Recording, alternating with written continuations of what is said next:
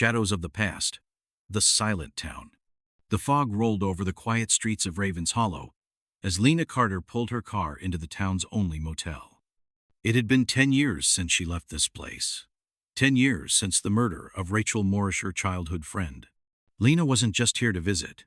She was here to find the truth. A town that doesn't forget. The air smelled of rain and pine as she stepped out of the car. As she walked toward the motel office, she couldn't help but glance at the abandoned house across the street, Rachel's old home. It still looked the same. Broken windows, peeling paint, and a front porch that sagged like an old man's shoulders. Lena shook off the eerie feeling creeping up her spine. She had a job to do.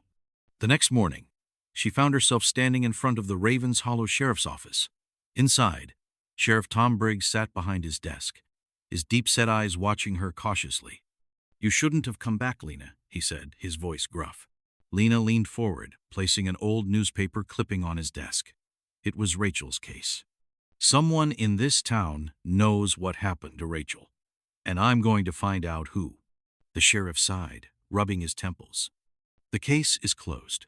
Rachel was just in the wrong place at the wrong time." Lena narrowed her eyes. "Then why does her case file have missing reports? And why did someone tell me she was last seen getting into a car that night?" Sheriff Briggs' jaw tightened, but he said nothing. That was enough for Lena. There was something buried deep. A witness speaks. Her next stop was a small auto repair shop on the edge of town. Inside, a man in his late 20s was working under the hood of an old pickup. "David." He looked up, wiping grease from his hands, his face a mixture of surprise and something darker. "Lena Carter. Didn't think I'd see you again." Lena got straight to the point.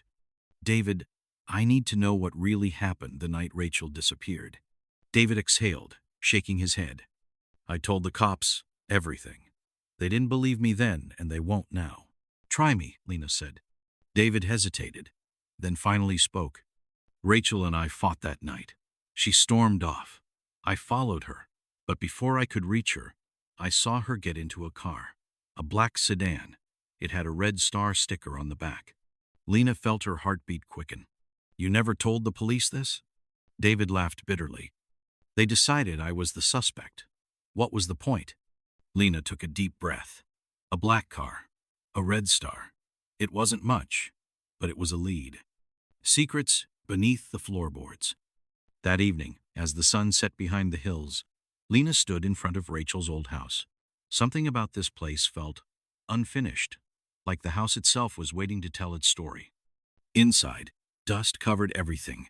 The air was thick with the scent of decay and memories. Lena stepped carefully, her flashlight sweeping across the floor. Then something caught her eye. A loose floorboard. Kneeling down, she pried it open. Inside was a small dust-covered diary. Rachel's diary.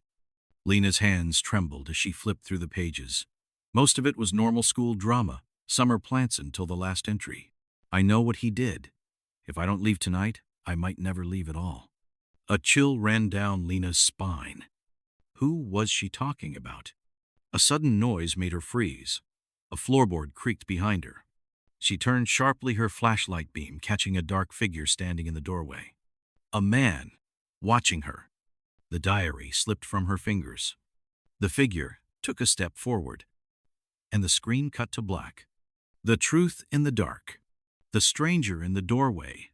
Lena's breath caught in her throat as the dark figure stepped into the room. The dim light of her flashlight revealed a tall man, his face partially hidden by shadows.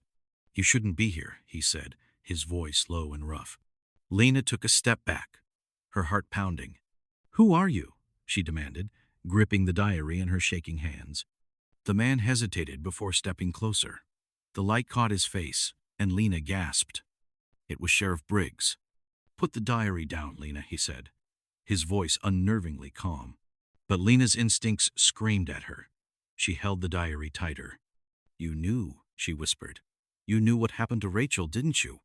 Briggs sighed heavily, running a hand over his tired face. "It's not what you think." But Lena wasn't waiting for more lies. She shoved the diary into her bag and bolted past him, running out into the cold night air. A dangerous discovery. Lena drove straight to David's garage. He was the only one who believed something was off. She burst through the doors, breathless. "David, I found Rachel's diary." She knew something. She was scared. David looked up from under the hood of a car, frowning. Scared of who? Lena flipped open the diary and read the final entry again. She wrote, "I know what he did," but she never said who. "Sheriff Briggs showed up at the house. He was trying to stop me from reading this." David's expression darkened. The sheriff always said there were no leads, no suspects. What if that's because he was protecting someone? A realization hit Lena like a punch to the stomach. "Not protecting," she whispered. "Covering up." The Red Star connection. They needed proof.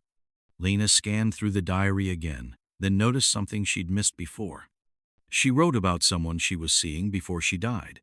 She never said his name, but she mentioned his car, a black sedan with a red star sticker. David tensed. "I've seen that car before. There was only one like it in town." Lena's eyes widened. "Whose was it?" David hesitated before answering. "Mark Briggs." Lena froze. "The sheriff's son?" David nodded grimly. Mark Briggs had left town years ago after the case went cold. His father had protected him, covered his tracks. Rachel had known something about Mark, and she had planned to leave town. But she never got the chance. Confrontation at the lake. They followed the last clue in Rachel's Diarian old cabin near Hollow Lake, where she used to go when she needed to think. The moon cast eerie reflections on the water as Lena and David stepped inside the abandoned cabin. Dust covered the wooden floor, but something else caught Lena's attention. A trap door. With a deep breath, David pulled it open. The stench of decay filled the air. And there, hidden beneath the cabin for 10 years, were the remains of Rachel Morris. Before Lena could react, headlights flooded the cabin. A car screeched to a stop outside. Sheriff Briggs stepped out, and beside him holding a gun was Mark Briggs. "You should have left this alone, Lena," the sheriff said, his voice filled with regret. Mark grinned, his eyes cold. "I always knew someone would come looking." David clenched his fists. "You killed her." Mark smirked. "She was going to ruin my life. I had no choice." Sheriff Briggs turned to his son. "Mark, we don't have to do this. It's over." But Mark raised his gun toward Lena. A shot rang out. For a moment, silence. Then Mark staggered, his gun slipping from his grip. Sheriff Briggs had shot him. Mark fell to the ground, groaning. The sheriff looked at Lena and David, his face filled with sorrow. "I spent 10 years covering for him, but I couldn't let him kill again." The end of the mystery. The next morning, Mark Briggs was arrested for Rachel's murder. The truth finally came out. Rachel had discovered he was involved in something illegal, and when she threatened to expose him, he killed her. His father, blinded by love, had helped cover it up. Sheriff Briggs turned himself in, confessing to obstruction of justice.